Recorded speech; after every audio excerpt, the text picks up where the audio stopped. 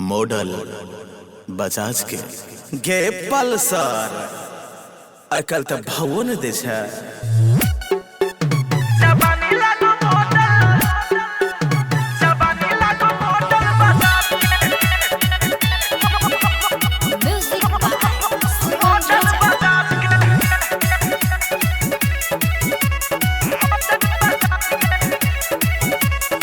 सोलह बारिश में छबड़ी बड़ा टाइट गे भुक भुक कर तो हर दोनों हेडलाइट गे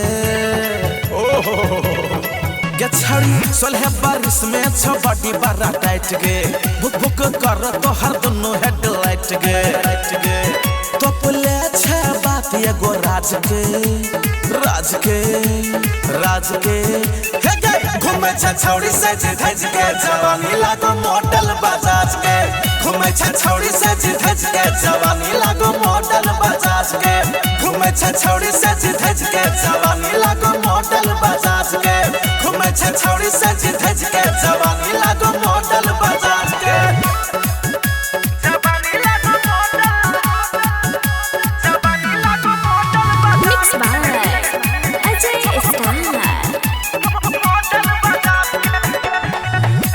लागल सब छौड़ा के लाइन छौ ऊपर पहाड़ नीचा गजब डिजाइन छौ गे छोड़िया तोरे पर लागल सब छौड़ा के लाइन छौ ऊपर पहाड़ नीचा गजब डिजाइन छौ। चले नहीं छौड़ी गे एते अगरा के नहीं त कियो तोरा लजे तो भागा के। मेकअप करे छे भोर और साँझ के घूमे छे छौड़ी सज धज के जवानी लागो मॉडल बजाज के। घूमे छे छौड़ी सज धज के जवानी लागो मॉडल बजाज के। घूमे छे छौड़ी सज धज के जवानी लागो मॉडल बजाज के। घूमे छे छौड़ी सज धज के जवानी लागो मॉडल बजाज के।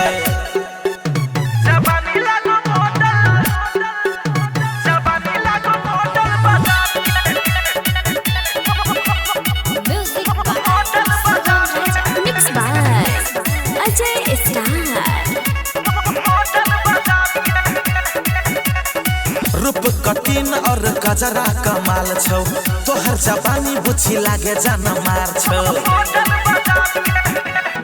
गे बुझिया। रूप कटिन और गजरा कमाल छौ तोहर जवानी बुझी लागे जान मार छौ। एजी अजीत कौशल कहो साँच गे सन्नू लगे तो तोरा चुलही में आँच गे। छोड़ा जिए हम राज बिराज के। घूमे छे छौड़ी सज धज के जवानी लागो मॉडल बजाज के। घूमे छे छौड़ी सज धज के जवानी लागो मॉडल बजाज के।